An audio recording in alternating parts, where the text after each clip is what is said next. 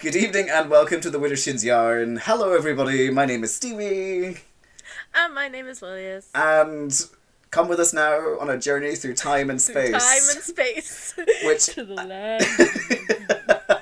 Which I'm pretty sure is already used. Yes,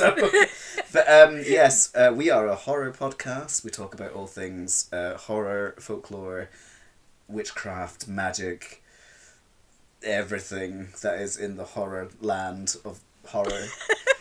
Don't you just want to be part of this podcast already? What happened to your queer crooked crooked? I'm trying to like loosen up and be like down with the kids and mix it up a bit. I'm coming at you like a chaffinch. I'm like gonna serve you up some violent Your way quiche. to be down with the kids is to make references to a TV show that came out over 10 years ago. Look, all right, but the teenagers that I work with already do not make me feel current. All right, so don't you do it as well. But no, tonight we're talking about witches again. So you know what's about to happen. Intro music. Intro music. They're coming to get you,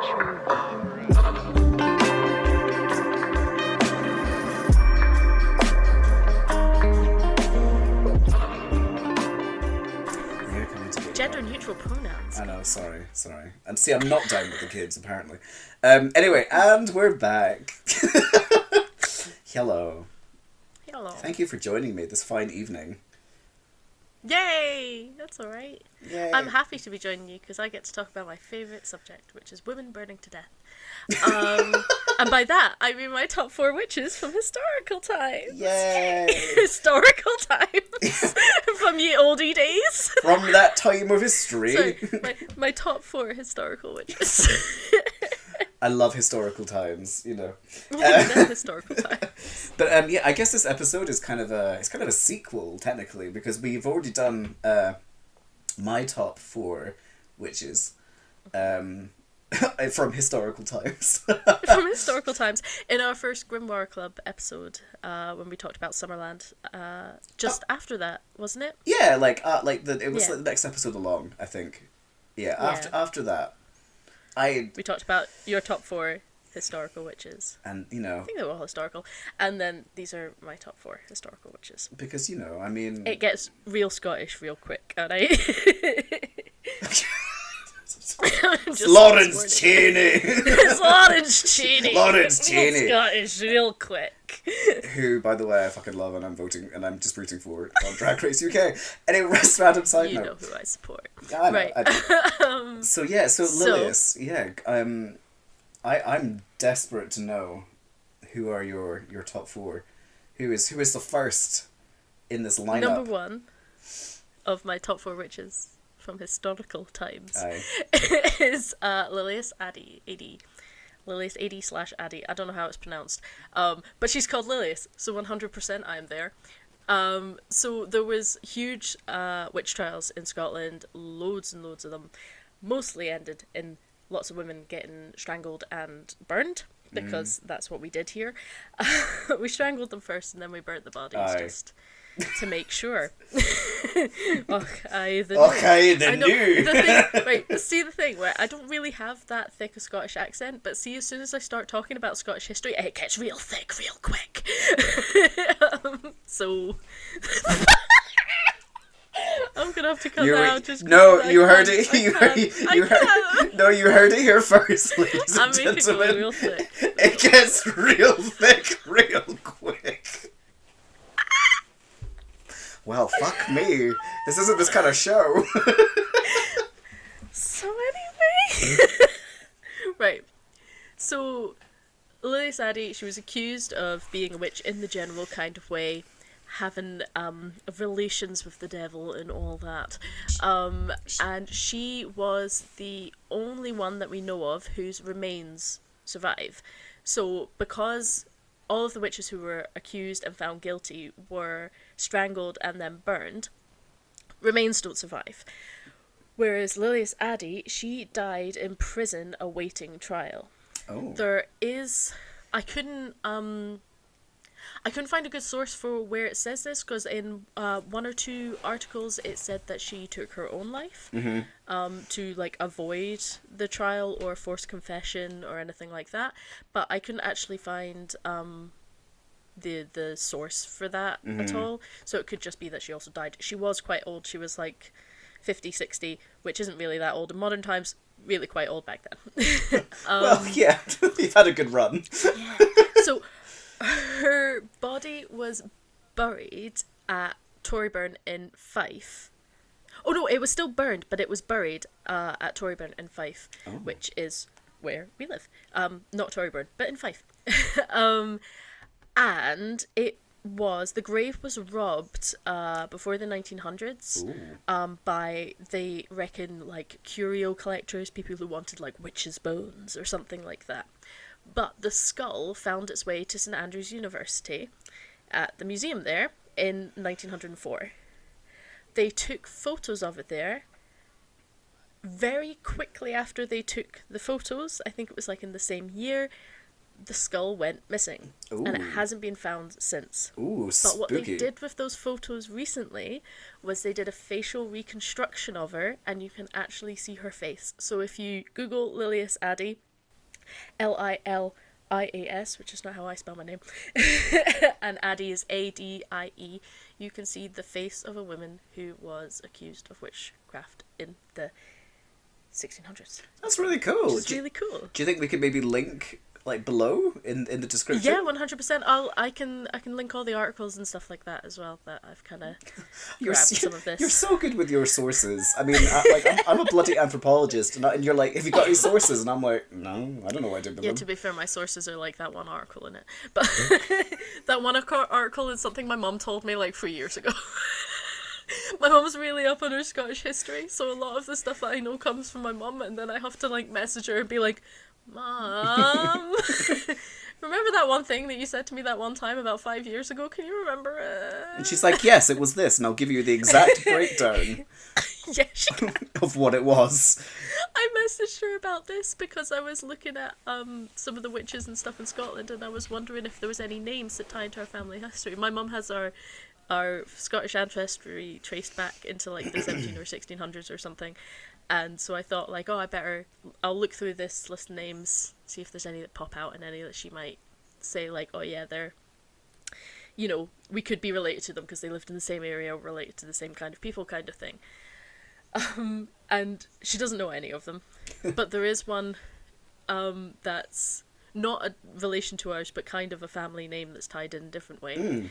And this witch was one of the reasons she was tried was because she was found dancing Widdershins around a stone, and I love that because it's a Widdershins yarn. And Yeah. for our listeners, Liz, what would it have meant to have been dancing Widdershins? The wrong way of the sun. Which means So anti-clockwise.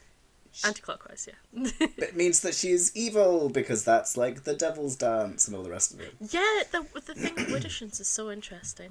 It turns up so much in folklore of going the wrong way of the sun. Oh yeah, totally. Like, Widdershins. there's lots of different pieces of folklore about like if you dance around a stone or a certain stone, or like if you dance around a churchyard, Widdershins, and then the devil will appear and all that jazz. Yeah. You know, she was probably just enjoying herself practicing, you know, practicing her dance steps. And they were like, "Oh my god!" Her hat fell off. She was chasing it, and they're like, "Witch, burn her!" She bought that hat herself. Independence. Kill her. Financially stable, burn her. Has her own So thoughts. I know. So anyway, yeah, exactly. That's so cool though. How do you feel having a name connected with a famous witch? I love it whenever I find any Lilias, because there isn't that many of us. So for it to be a witch as well, I'm like, yes, get in there, son. Also, the only relative I do kind of know of that was a bit on the spooky side, I guess, was another Lilias. I can't remember which one. We've got a few in our family. But a couple of Liliases ago, she was around in the 1920s. She looks really similar, spookily similar to me, and she was really into the spiritualism movement. and she got disowned from her family and written out of wills and all this kind of stuff because she was a spiritualist. That's so cool. Well, I mean, not good for her. Source, my mum. By the way, I would love it if, like, for all the Liliuses in your family, they're all just you, but various different, like... Just living through different lives. Yeah, so, like, the 1920s Lilius is just you. It's just like, hi. She's financially independent! Burn her! That's really interesting, though. My mum's side of the family were spiritualists and, like, really into, like, the spiritualist church and stuff, and, like, I was brought up going to spiritualist churches and all that jazz. It's an interesting thing. I think it's quite funky. Funky? Really getting down with the kids here. Yo, bro. Yo, bro. Yo. Feel the masculinity in this one. Oh, don't even. I mean, the most masculine I am is when I have to, like, open a drawer to get something out of it, and I'm like, oh! And that's not because I'm being masculine, it's because I've actually hurt myself using an arm muscle. What? Do you ever open a jar, though, and just feel like a surge of testosterone? That's just me. You know, yeah. I'm just like, yeah, gherkins. I open a Let me provide for my children. Gherkins on a plate. I open a jar and suddenly my beard, like, goes, Pwah! And, like, you know, gets... Mine does the same. Good! That's so good. Anyway, who is witch number 2? Moving on. Witch number 2. Witch number 2, I didn't want to pick a specific witch, but I did want to talk about the Salem witch trials. Oh. Because we are both drama students, and that meant that at 15... The Crucible! We were forced to learn about the McCarthy era in America, and the Crucible, and yeah, just... and that whole thing. And that kind of got me... before then, I had been quite Wiccan and Pygmy and a bit goth in it. So I was really happy to learn more about Salem witch trials. And the Crucible film was just chef's kiss, good stuff. 'Tis. So, brief history of the Salem witch trials. They started in the spring of 1692 in Salem Village in Massachusetts. Bunch of little girls, you know, young women, claimed to be possessed by the devil, and they accused a bunch of local women of witchcraft as well. It caused this kind of spark of hysteria, and what was it? 20 people, around 20 people were hanged, and 150 more were accused, including a 5-year-old child. A 5-year-old child? A 5-year-old child, yeah. I can't remember which one it is. I feel like Sarah Osborne's kid, or Sarah Good's. Wow. Can't remember which. That's awful. Which witch was which? Which witch was which? So there's a modern kind of scientific explanation that they feel could be responsible for the hysteria that kind of swept Salem at that time.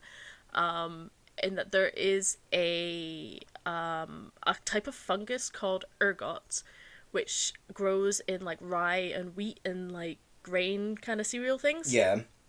And it can cause symptoms like delusions, vomiting, muscle spasms, hallucinations, that kind of thing. Right. So there is a theory that perhaps, I think they looked into like the weather conditions at the time and would this be possible and all this kind of stuff, and it was deemed that it could be possible, but obviously you can't prove it. And that, yeah, it could be that there was this case of ergot amongst a whole bunch of the villagers, and so would they be consuming this through like the products they were eating? Yeah, or? it grew in wheat and rye and things like that, so it would go into your bread, and you know. Oh, so it really eat at the time. So it would cause hallucinations, one massive trip. convulsions. Okay. Basically that, yeah, a bit trippy, and also like a irrational body, not irrational. Do you know what I mean? Like spontaneous kind of body things, like so some of the descriptions of what the girls had been doing in church and in the village and stuff had been having fits, including violent contortions and uncontrollable outbursts of screaming. Ooh. Yeah. Now, in the Crucible play and the film, they kind of heavily suggest that the girls are faking it all. And that they're all just kind of whipped up into a frenzy about it, and then none of them can kind of admit to it. Whereas this kind of gives a slightly different possible events, that maybe they weren't all lying, maybe they were all having these experiences. It's just this was how they were explaining it. Yeah, because there's talks about like them like seeing like night hags and things on their, like waking up and seeing things on their chests, and like, so if they're hallucinating, that would make sense. The first arrest warrants and the first named witches were the slave Tituba and two other women, a homeless beggar called Sarah Good and a poor elderly woman called Sarah Osborne. And these are who the girls accused of bewitching them. Good and Osborne both denied their guilt, and Tituba confessed in inverted commas. But it's so interesting how those three women seem to be such outcasts of the time, which we were talking about in other podcasts as well, of how it always seems to be the outcast women and the kind of outsider. The different. Well, because point, burn her. Well, because I mean, like Tituba was a person of color, right? Yeah, she was a black slave, and Sarah Good was a beggar woman, so unsightly, don't want her near me, that kind of thing. Sarah Osborne, I don't have much more information in other than she was just poor and old. So oh no. I haven't looked that deep into her. That was it. It was the 4-year-old daughter of Sarah Good, the homeless woman, was the youngest accused. Oh my god, that is so shocking. Tituba confessed, probably because she thought it could save herself from conviction and death. And she claimed to have laid with the devil, and she named a whole bunch of people. And interestingly, the people that she named were upstanding members of the church. Get on your hand. Well done, Tituba. Take them down with you. Well, she's like, well, if I'm going down. Well, if I'm going down, I'm taking these bitches with me. Giles Corey, I feel like, gets an honourable mention in that lot. He was the man who was pressed to death by stones. Oh my god. And he refused to ever confess or name anybody else. And I'm not fully sure of the historical accuracy. I know that the line in the play is based on historical accuracy in inverted commas. Yeah. But I don't know the actual. Where's the source? I haven't seen the source. I won't say it 100%. I want the receipts. Where are the receipts? Yeah, I want the receipts. But apparently his dying words were more weight, and they put on another stone, and he died, instead of naming anybody else to be killed. Jesus. Fascinatingly, I find I love these little connection things that happen sometimes. You know how we talked about it could possibly have been caused by this mold thing, this ergot? Yeah. In January 1697, the Massachusetts General Court declared a day of fasting for the tragedy of the Salem witch trials. And I just think it's such a weird circle that it could have been caused from what they were eating, and they declare a day of fasting in memory of it. It's just such a lovely it's fascinating link. Yeah, isn't that kind of cool? I don't know. It doesn't mean anything. I just thought it was like a, one of those nice little cool connections. I think the whole history around the Salem witch trials is just fascinating because so good. Yeah. See, one of the things I find totally fascinating is Salem in general, and modern day Salem, because it's like witch Disneyland. It really is. Witchtopia! Witchtopia! But it's like this, slightly fake, plastic, bottled up, labelled version of witchcraft sold back to modern day witches, as though these women were witches. Do you know what I mean? It's very interesting. And I mean, you can 100% argue the point that perhaps these outlying women and stuff that were accused of first were the historical witches, in inverted commas, of your medicine women and your cunning folk and your healers and all this kind of stuff. But all of the evidence that we actually have just points to them being regular people, and that there's no convorting with the devil and all this kind of stuff. And it's so weird how it's become this tourist attraction of what was basically a massacre. Oh, well, I think So, it's... like, it's weird. I And think... it's this weird plastic tourist attraction. Do you know what I mean? Well, I think unfortunately it's a massive trend that you get in a lot of kind of like pagan circles. And by the way, I can say this because I have been involved in the pagan community for a very long time. I can say it because I'm a pagan. I'm a pagan. I'm a pagan. Demons. Anyway, no, but like, I Go find boy. Come get me off your bridge, go boy. If you want this, you're gonna have to shove me off. But I find, it's this really annoying thing that you find in a lot of kind of pagan circles where it's like we'll just appropriate this and we'll commercialize it and make money and we'll sell you white sage and you're just a bit like, okay, but this was a tragedy, regardless of whatever your personal beliefs about this are. It just everything. Nothing ever feels sacred anymore. Everything always has to be bought, sold, slapped a label on, and it drives me irate. It really, really does. Also, as well, because if you think about it, like if you think about the figure of Tituba, like there's a big chance that she was just practicing like her own ancestral practices, which she brought back, what she brought with her when she was made a slave. Yeah. Do you know what I mean? She's probably There's a good chance she was just minding her own feckin' business as well. Do you know what I mean? Or you're like someone screaming from the backs, like, or she was because she's black. Or because she's black. Yeah, exactly. But that's what I mean. Is she was, I feel like it's from the film Don't Be a Menace in South Central whilst drinking your juice in the hood. But there's a line that's like arrested for being black on a Wednesday night thing, and it feels very that. It's interesting that the first person named as a witch in that society is probably one of the only black people in that society. Especially it's probably just like, oh shit, well, fuck it. Knew it. Thank you, next. Like, well, if I'm going down.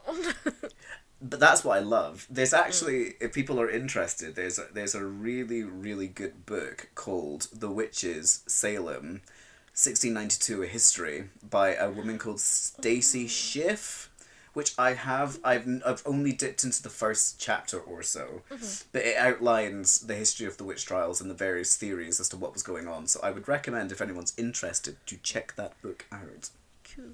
I will borrow that from you at some point when you finish it. I will give it to you. It is yours. Thank you. So, number 3.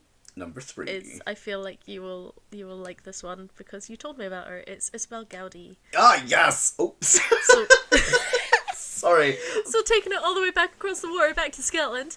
I mean, how could you not mention Isabel Gaudi? I mean, oh my god, she is interesting. Yeah. So she is probably the most famous witch in Scottish history. She gave the notion of the word coven and the whole idea of a witch's coven. Mm-hmm. Some say her ghost still haunts Aldern. Is it Aldern? Every time I see the word, I want to say Alderon, and it's not Alderon. She haunts Alderon. Isabel Gaudi does not. The Death Star haunt destroyed Alderon. Lilius. And with it, Isabel Gaudi. I just imagining Isabel Gaudi with star puffs. Aldern. I think it's pronounced Aldern. Is it Aldern? Yeah, okay. Aldern. I think. So, ghost tours and stuff around there will tell you there are ghosts still haunting it and all that kind of stuff. And trying to find out about your god, sorry. Haunting Alderon.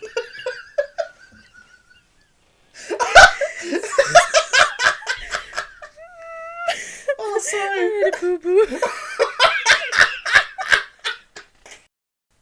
The thing with Isabel Gaudi, though, is that there's, like, so much myth and legend surrounding her that it's actually kind of hard to pull out the facts. Mm-hmm.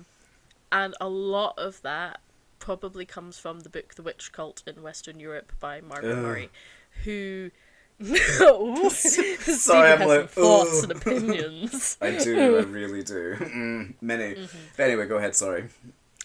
This book is kind of infamous for embellishing the witch history of Europe and kind of creating a new one and massively exaggerating things and all this kind of stuff. It was a huge influence for the Wicca movement and the development of all that kind of stuff in the 1920s as well.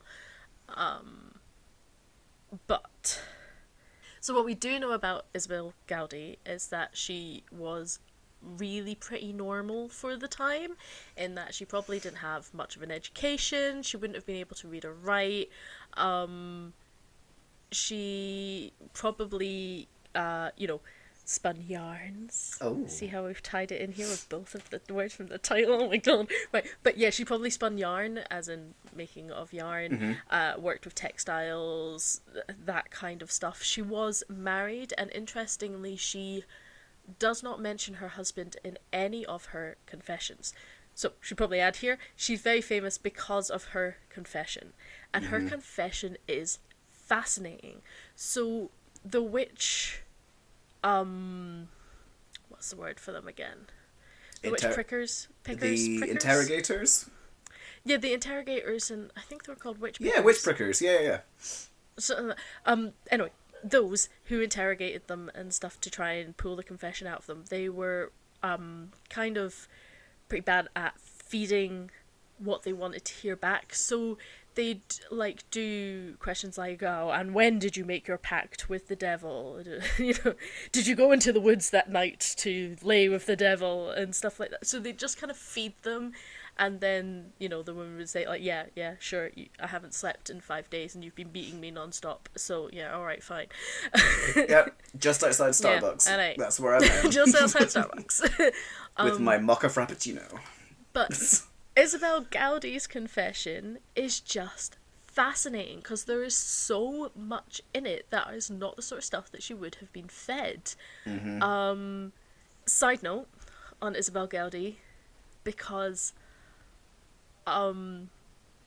side note on all of this.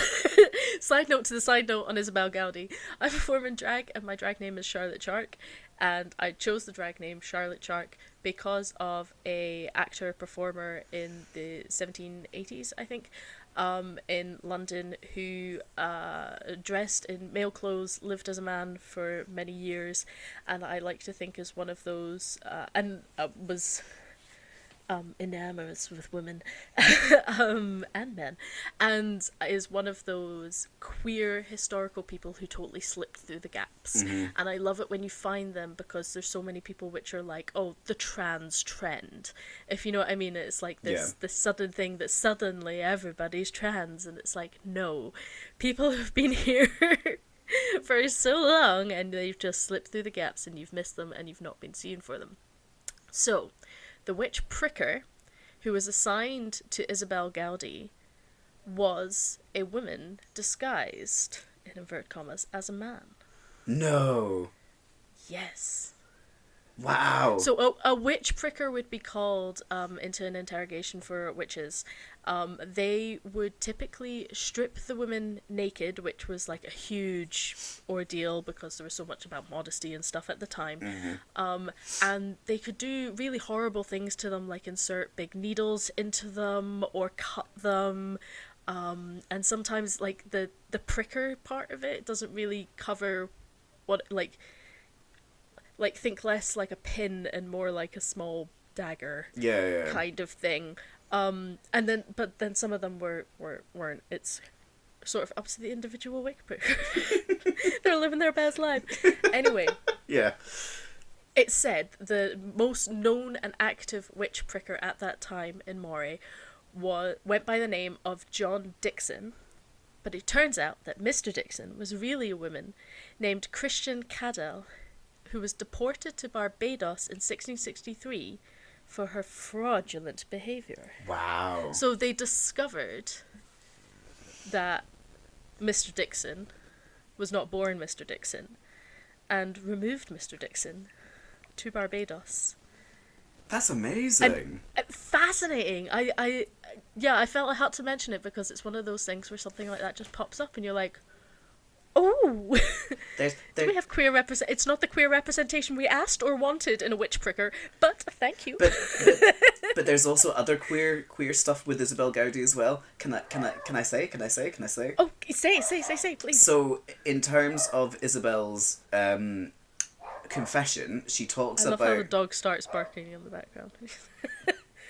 Oh, I was really hoping the hounds of hell are loose.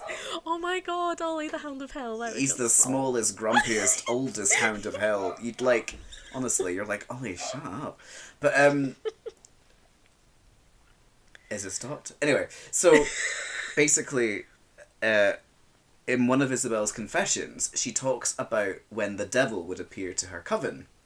And one of the things she says, and this is what's so great, and it really annoys me when witch historians or people that study witchcraft gloss over this point, because it really pisses me off. So Isabel Gowdy was from a mixed sex coven. She names both men and women in her confession, right? Yeah. Whether or not they exist, who fucking knows? But she says in her confession that when the devil appeared to them, he would then lay with any and all. So she says that the devil would sleep with both the men and the women of the coven. So you've got in that statement a bit of queerness and queer witch history, which lots of witch historians just completely ignore. And you're like, I just think it's really fascinating that she mentions that in her testimony. And I just think it's a really interesting idea. So I'm like, hello? I really, really want to read her entire confession. I think that would be fascinating. I'd really love to do that. I've only read little bits and bobs. Oh, I have a book for you. It's such a... Send me a book. Thank you. I mean, I guess just to take the opportunity to plug it as well. So there's a witch historian called Emma Wilby, and she's written a book called Visions of Isabel Gowdy, Magic, Shamanism and Witchcraft in 17th Century Scotland. So basically, it's an anthropological study where she goes through Isabel's testimony, and she summarises that she thought that Isabel must have been some kind of local performer because of how elaborate her confessions are. It's like she's relishing the fact that she's getting an opportunity to tell a story. So It 100%, like, all of her little details and stuff that she puts in all these little flourishes and stuff, which 100% would not have been what she'd have been pressed to say. So one of the things is obviously that she met the devil and gave up her baptism, and that the devil put his mark on her shoulder and sucked her blood. She naughty boy. She had carnal relationships with him. She kissed his behind. Oh shit. Oh my. Oh my. I thought she met with him in groups of the coven and on her own. And she goes into like real details.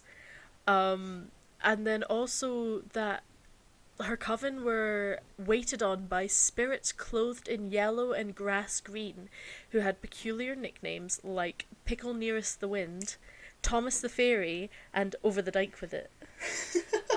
Yes, amazing. It's like Peas Blossom Cobweb and Mustard Seed. I am so here for it. Yeah, I know, it's fantastic. And fairy lore and fairies in general turn up in her confession quite a bit, which is cool because a lot of this stuff is glossed over when we talk about the Scottish witch trials and stuff, is how much fairy lore was around at the time. And if you look at the like the death, not quite death registers, they are kind of death registers, like in the parish registers of where they would mark they'd write down the parish kind of notes of, blah, blah, blah, blah, accused and killed, and do you know what I mean? And they would write down what the accusations or what the accusations specifically were, what the confessions were, and fairy lore turns up in it all of the time. Wow. Along with, like, demon bada and Maleficent's magic, or Malefia. I can't remember. Maleficent. But Is it Maleficent? Maleficium, that's the word. Yeah. So she confessed to a whole bunch of Maleficium, but and was very in depth about her practices of what she'd done to cause harm onto like the next farm over, and how she'd made their crops wilt and all this kind of stuff. And she describes her fairy activities, of how she feasted under the local fairy hill, the Downy Hill, which is the site of an Iron Age fort, with the fairy king and queen, and the king being a Brahmin, well-favoured and broad-faced, and the queen was a brawly clothed in white linens. Wow. And she, I don't know what this is, so maybe you can fill me in on this, I haven't actually looked this up, but it says she also expressed her fear of the water bulls, which she encountered there. I've never heard of water bulls before. There's folklore to do with the fact that fairies kept, like, fairy herds, basically. And they would keep, and so, like, there's all sorts of stories, you see them across Britain, actually. There's a lot in Wales of people being, like, on the shore by a lake, and suddenly a cow walks out of it, like, sup? And, like, but it's like it's got yo there, hello there, and it's got like beautifully adorned like horns, and it's like pure white, and so fairy cattle. So it's a reference to their fairy cattle, basically. Oh, cool. But she also says how she transformed into a crow, sneaked into cellars of the local castles. She stole ale from the barrels and performed magical rituals there. She claimed she'd travelled to see the elves' house, where she saw hollow and boss-backed elf boys whittling elf arrowheads. And then she claimed that her and her companions charmed corn straws and made corn dollies into horses, and then she cried horse and hattock in the devil's name, and they flew on these corn horses, shooting elf arrows at passers-by with no bow. They just flick them with their thumb. And it kills people, right? That it killed them. Wow. Yeah. She's amazing. Like, the stories are amazing. The stories are amazing. And then the beneficial magic that she claimed to have done as well is she claimed to have healed sicknesses, illnesses, diseases. She claimed of a ritual where sickness is diverted from a bewitched child into its cradle and then into a cat or a dog to move the sickness onto a different animal. And that she said she cured fevers, broken bones, that kind of stuff. And generally that it's thought that she could have been working as a kind of cunning woman or wise woman sort of thing. Obviously not many doctors around and all of that kind of stuff. So her whole confession is so interesting because, as you say, it is very theatrical. I mean, there is also fully the possibility that she was suffering from some kind of mental health thing and was in some kind of state of psychosis, and pooled what she knew from folklore and stories and stuff into her confession and believed a lot of it to be true. There is also, again, a suggestion that she could have been suffering from ergotism, the mold, again. Though rye, which is what's most common on, is not really a Scottish thing, but it was grown around that time in that area. Okay, interesting. And she does actually mention rye in her confessions as well. But again, she's just out nut on rye. She's pure rye in it, man. But just because there's mold that grows in rye that can cause hallucinations does not mean that she ate some rye and it caused hallucinations. Do you know what I mean? But yeah, so there's a lot of ghost things based on her in that area. There's a lot of ghost walks and stuff that mention her.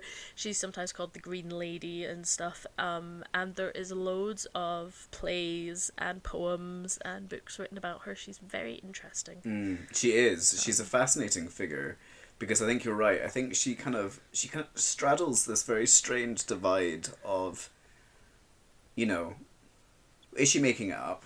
Is she, you know, is she performing to an audience? Is she making it up? Is she tripping balls? Or does, is there a mental health aspect? Does she really believe what she's saying? Like, there are some people that believe that she, you know, the reality of whether or not, like, the realness of her accounts is not really the point, but there are some scholars that believe that she believed that she was practicing a kind of a form of British fairy tradition. Do you know what I mean? Like animistic kind of. There was also mention about shamanistic rituals that happened obviously in America, where we kind of have that term brought over from. But there was also these, in inverted commas, shamanistic rituals happening all over Europe in different cultures, and that perhaps, you know, the kind of smoking of certain substances, inhaling of certain things, eating of certain mushrooms, could bring on religious experiences. Completely. And, you know, that she could believe that these were true events that happened when she was tripping balls in the field.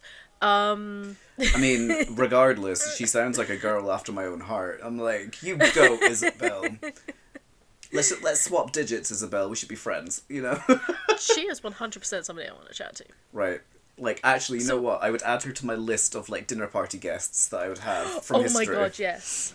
So, somebody else I would 100% want to talk to, I don't think I would ever invite them to dinner, though, is my number 4, who is Aleister Crowley. So, is it your number 4 or is it your number 1? Do you know what I mean? Like, no, no, they're not in any kind of ranked order. Oh, okay. Lilius is first, though, but if they were, Lilius would be first. But no, I don't think I like Crowley very much. Not many people do, to be honest. Fascinated, even in his own lifetime, nobody did. But I am fascinated by Crowley. There is, like, Crowley's life was so intense and so huge, and so much happened in it that I cannot give you a history of his life. No, it's like in vast. all of the other ones, I've been like, so this happened, it was this date and this year. Crowley's life is intense. So instead, I'm gonna attempt to just scroll through and point out a couple of things that I thought were brilliant. So if you've never heard of Aleister Crowley, he was an occultist. Yeah. It's really hard to sum up who Aleister Crowley actually was. He was a cultist. He lived through both the world wars. He was bisexual, and actually believed that his first mystical experience ever was brought on by his first romantic encounter with a man. But he seemed to have some grappling issues about his sexuality throughout his life, which is kind of interesting in itself as well. He was one of the main influences for Gerald Gardner, who is responsible for modern-day paganism and Wicca as well, and there is even some talk that perhaps Crowley wrote a lot of what Gerald Gardner put out. But the thing with Crowley is there's all of this stuff, it's really hard to prove much of it. Yeah, totally. He was a member of the Hermetic Order of the Golden Dawn, which is a secret society that's dedicated to the occult, which worked, I think, mainly out of Italy. He did then get thrown out of Italy. Granted. So there's also another theory about Crowley that he was a British spy.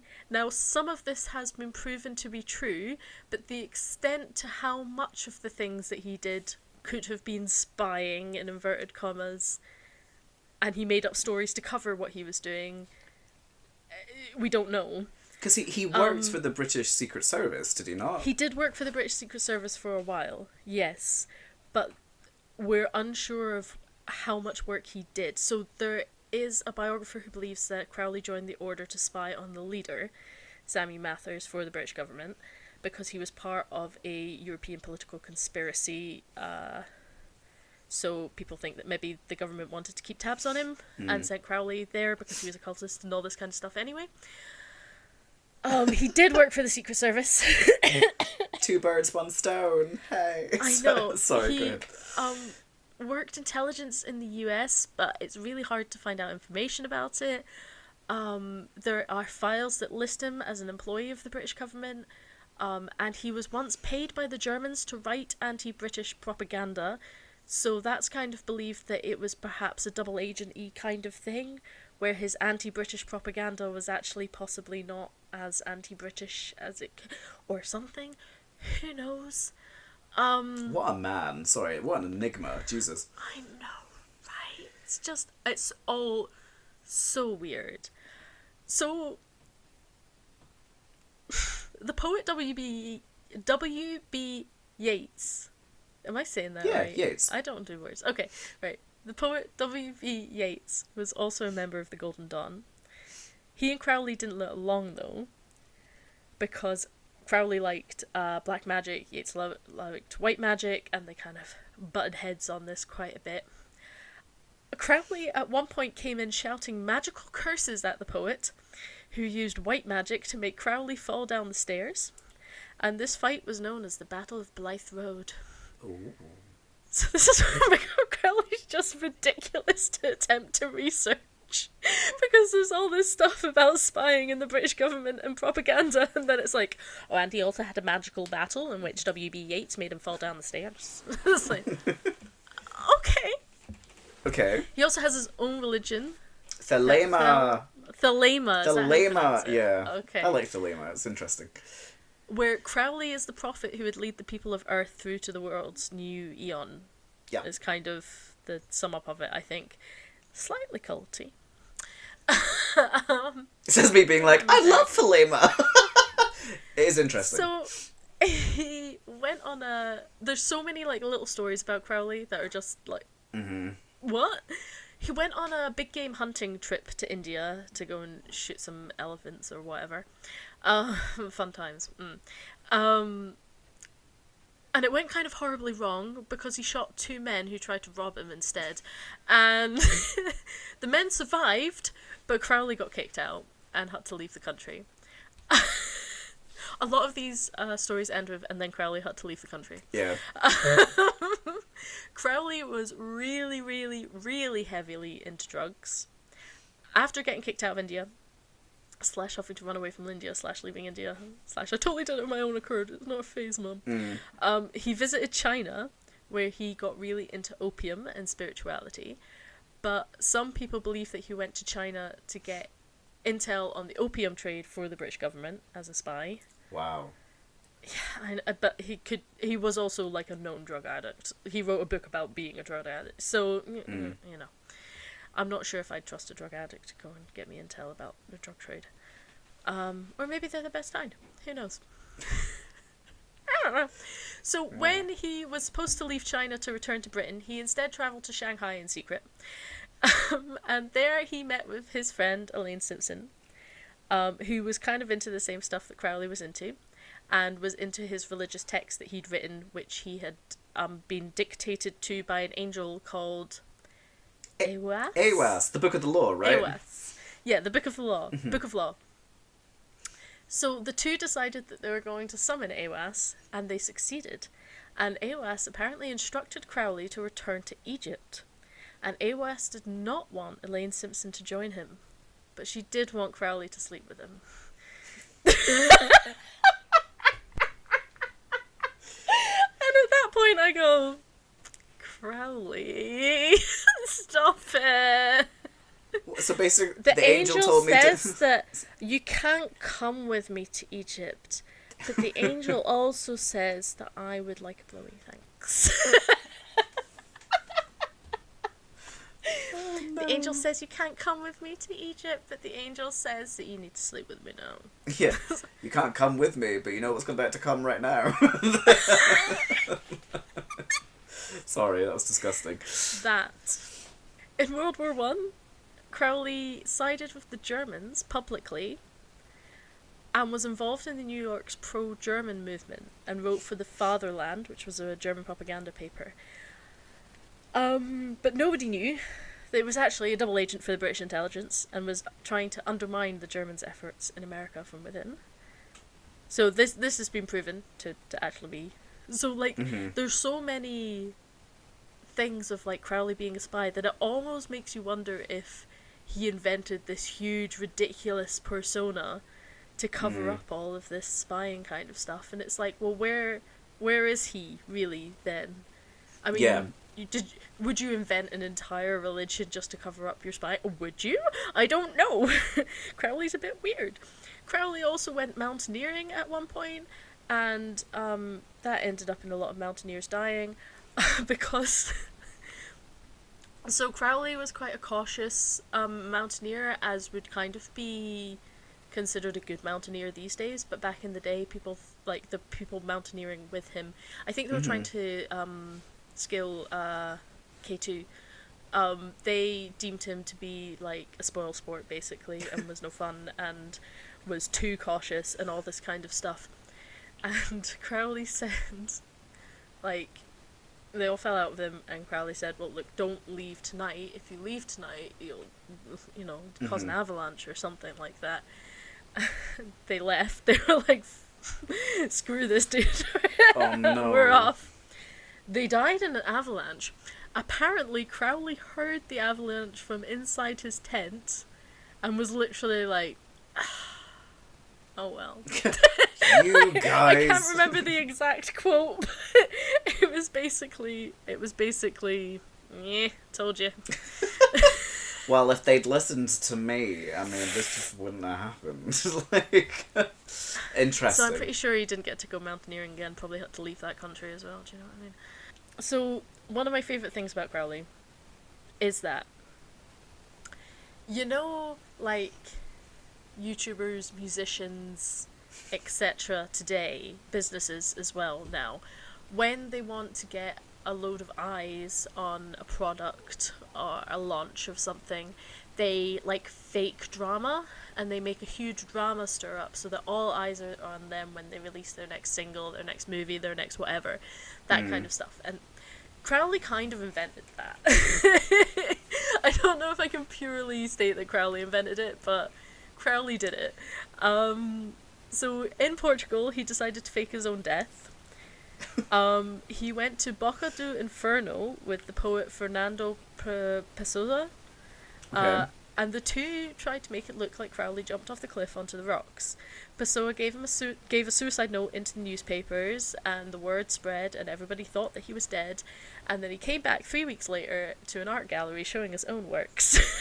I was like, not only am I alive, but I've got merch. What? Who is he? Jeffree Star? I know. Almost. Like, Crowley's like almost the Jeffree Star of their time. That's actually and that nobody hilarious. likes. Sorry, the shade note. Yeah. Anyway.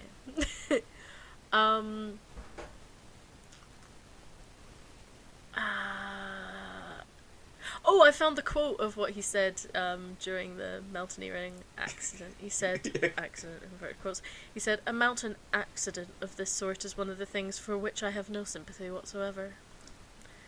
You cold bitch.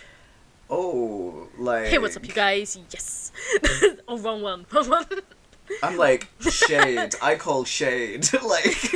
Hey, everyone, welcome back to my cult. Yeah, totally. Oh my god, that's hilarious. Yeah, that was it as well. And when he left the site of the avalanche, he didn't even bother to stop to talk to any of the survivors of it. 4 men were killed, though. Okay. It's so fascinating, isn't it? Because, like, Crowley, I think, is one of these figures where there's so much lore around him. You're right. How do you tease out what was really going on with him? And there's so much death around him as well. Yeah. Like, so many people die or are shot or, like...